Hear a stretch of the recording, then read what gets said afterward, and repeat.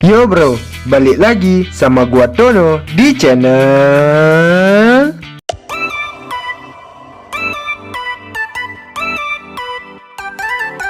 Kali ini gua mau membahas alur cerita anime Tsukiga Michibiku episode yang kelima. Oke, tanpa banyak bacot, gua saranin kalian buat subscribe channel ini dan juga di like dan komen di bawah kolom komentar. Gua tunggu selama 3 detik. 1, 2, 3. Oke, gua anggap kalian udah subscribe. Kalau yang belum subscribe, maaf aja gak dapet giveaway perawan montok. Oke dah, kita gas ke alur ceritanya. Cerita ini berlanjut setelah Tomoe dan Mio merusak kota Zetsuya. Terlihat Makoto bersama orang yang ia selamatkan akan pergi ke kota Shige. Singkat cerita, Makoto bersama rekan-rekannya telah sampai di perbatasan kota Shige.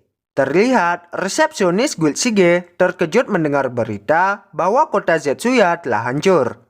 Lalu, pria berambut kuning menjelaskan bahwa kota Zetsuya bisa hancur karena pasukan monster mengerikan memporak-porandakan kota Zetsuya. Dan untungnya para penduduk bisa lari. Makoto yang mendengar penjelasan itu lega, karena berkat kekuatan Tomoe, ingatan para petualang bisa dimanipulasi, kecuali ingatan Toa dan Rinon. Setelah itu, si resepsionis bertanya, apakah para monster masih berada di kota Zetsuya? Lalu, si pria berambut kuning menjawab, monster itu telah dihabisi oleh Tomoe dan Mio. Dan juga ia memberitahukan levelnya Tomoe dan Mio yang lebih dari 1000. Tetapi si resepsionis itu tak percaya. Sehingga Makoto pun bertanya, bukannya kami sudah terdaftar di kantor Guild Zetsuya? Tetapi si resepsionis bilang bahwa data mereka belum sampai ke perbatasan kota Shige. Sehingga ia menyarankan untuk mendaftar ulang level di kota Shige. Lalu, Makoto yang mendengar saran itu merasa kerepotan. Ia langsung menghampiri Tomoe dan berkata, bukankah kota Zetsuya hancur karena Tomoe dan Mio bersaing kekuatan?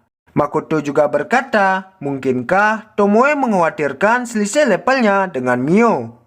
Lalu, Tomoe menjawab, level itu hanyalah ukuran.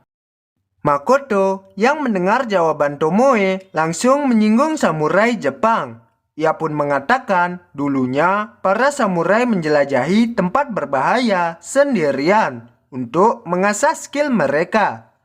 Tomoe yang telah terpancing perkataan Makoto meminta izin untuk melakukan petualangan kesatria. Lalu Makoto yang mendengar permintaan itu langsung mengizinkannya. Dan Tomoe pun langsung berangkat. Singkat cerita, mereka semua melanjutkan perjalanan menggunakan kereta kuda ke pemukiman kota Shige. Tapi saat di tengah perjalanan, Makoto mendeteksi ada musuh dengan kekuatannya. Lalu ia menyuruh Mio untuk menghadapi monster itu. Mio pun langsung membunuh monster itu dengan sangat mudah, yang membuat Toa, Rinon, dan petualang lainnya terheran-heran. Lalu, Makoto melanjutkan perjalanannya. Saat akan sampai di depan pintu kota Shige, lagi-lagi ia bersama rekan-rekannya diserang monster. Rekan-rekannya menyuruh Mio untuk tak menghancurkan monster itu, karena harga tubuh monster itu sangat mahal. Lalu, Makoto menyuruh Mio untuk menuruti perkataan rekannya. Tetapi, Mio tak mau melakukannya. Karena ia tak bisa mendapatkan kenikmatan saat membunuh. Lalu ia menyuruh Makoto saja untuk menangani monster itu. Makoto pun tak punya pilihan. Ia langsung membunuh monster itu dengan sangat hati-hati.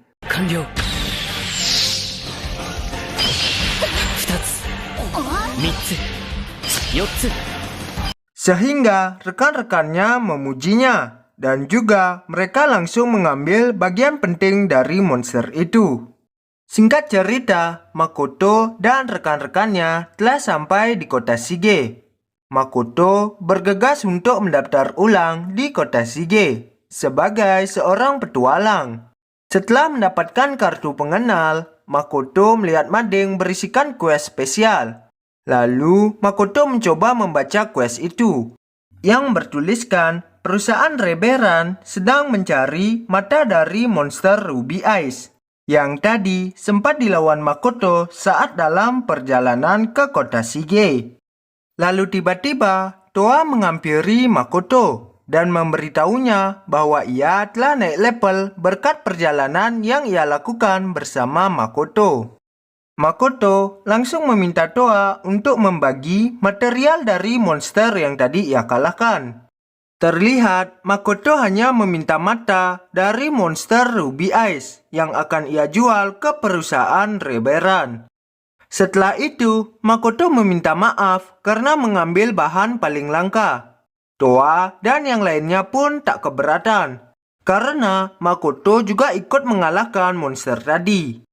Lalu Toa berkata, mungkin kita semua akan berpisah di sini dengan raut wajah mereka yang sedih. Makoto yang mendengar perkataan Toa menyarankan untuk merayakan perpisahan dengan makan-makan di restoran. Toa dan yang lainnya pun setuju. Lalu Toa mengatakan biar ia saja yang mencari restoran. Setelah itu, Toa meminta Makoto untuk bertukar kontak melalui kartu guild. Nah, di sini gua mau jelasin sedikit ke kalian. Kartu guild ini bisa dijadikan sarana berkomunikasi. Tidak sampai di situ saja, kartu ini bisa digunakan untuk melihat peta. Oke, sudah jelas kan? Kalau sudah, kita lanjut lagi. Singkat cerita, malam pun tiba. Terlihat mereka semua merayakan perpisahan dengan sangat meriah dan bahagia. Setelah acara perayaan itu selesai, Makoto dan Mio terlihat akan balik ke penginapan. Tetapi saat di tengah perjalanan, Makoto menyuruh Mio untuk kembali ke penginapan lebih dulu, karena ia akan membawa material yang ada di kereta. Mio pun mengiyakan perintah dari tuannya dengan raut wajah yang sangean. Saat di penginapan, terlihat Mio ingin merusak kasur milik Makoto, agar ia dan Makoto bisa satu ranjang.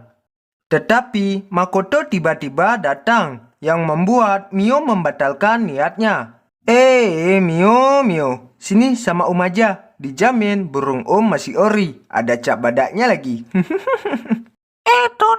Tono, kurang asam lu. Kemarin Tomoe diambil, sekarang Mio. Mau lu apaan sih? Mau gua nikah sama lu yang nonton. Ih, ngeri, Tono. Oke, lanjut. Singkat cerita, di pagi harinya, Makoto dan Mio kembali ke Demiplan. Saat sampai di Demiplan, Makoto disambut oleh si babi dan kloningan Tomoe. Mereka berdua memberitahu laporan setiap spesies di Demiplan. Diawali oleh spesies Alke, yang mana mereka berdua memberitahu Makoto jikalau spesies Alke akan tinggal di pegunungan dan juga membantu pembangunan tempat tinggal dwarf dan Miss Lizard. Sementara itu, para dwarf mendapatkan tugas untuk membuat perlengkapan perang. Sedangkan Miss Lizard mendapatkan tugas untuk mengelola ladang pertanian dan melindungi desa. Lalu yang terakhir, para babi orc mendapatkan tugas untuk membangun kediaman Makoto. Makoto yang melihat pembangunan rumahnya terkejut karena terlalu besar untuk ditempati sendirian. Lalu kloningan Tomoe menjawab rumah Makoto akan sekalian digunakan sebagai ruang rapat. Lalu tiba-tiba Eldo berlari menuju Makoto, yang mana ia akan menunjukkan baju armor kepada Makoto. Diawali dengan letter armor, scale armor, dan full plate armor. Lalu Eldo menyuruh Makoto untuk memilihnya. Tetapi Makoto langsung menolaknya, yang membuat para dwarf terkejut. Lalu Makoto menjelaskan ia tak memilih salah satu armor itu karena di dunia luar ia hanyalah seorang pedagang. Tetapi saat Makoto balik badan, perhatian ia tertuju pada rompi jaket yang berkilau. Sehingga Makoto memutuskan memilih rompi jaket itu. Lalu Eldo memberitahu Makoto kalau rompi itu dibuat oleh Rugui. yang sempat membuatkan Makoto cincin Draupnir. Lalu tiba-tiba Rugui datang dan memberitahu Makoto kalau rompi itu bisa menyerap sejumlah energi sihir. Dengan kata lain, versi pakaian dari cincin Draupnir. Rompi itu juga mampu memberikan pertahanan sihir dan menambahkan fisik tingkat tinggi. Lalu, Rugui menyuruh Makoto untuk membayangkan rompi itu berganti dengan lapisan luar. Makoto pun menuruti kata Rugui, yang membuat warna rompi itu berubah menjadi merah. Rugui pun memberitahu Makoto kalau rompi yang berwarna merah lebih memprioritaskan pergerakan, sehingga Makoto bisa bergerak dengan cepat. Tetapi saat Makoto akan menggunakannya, rompi itu malah hancur, karena tak kuat menahan energi sihirnya Makoto.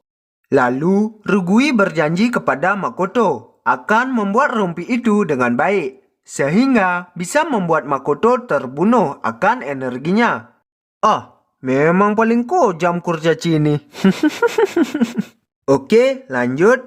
Lalu, Mio memberitahu Makoto kalau bangsa Alke sudah bisa berubah menjadi manusia.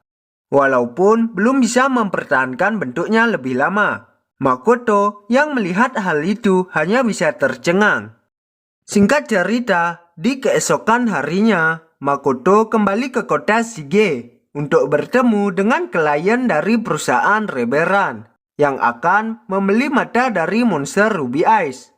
Tetapi sesampainya Makoto di hadapan bos pemilik perusahaan Reberan, Makoto malah dianggap salah membawa bahan dan bos itu mengakhiri pembicaraannya dengan Makoto.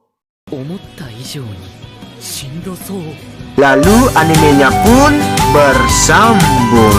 Oke, sampai di sini dulu ya bahas alur cerita animenya. Untuk episode ke-6, gua akan upload di lain hari. Makanya, kalian jangan lupa subscribe channel ini agar kalian tahu notif dari channel Kudanil ini. Oke, gua Tono mau ngucapin keep respect and happy colai. Bye-bye.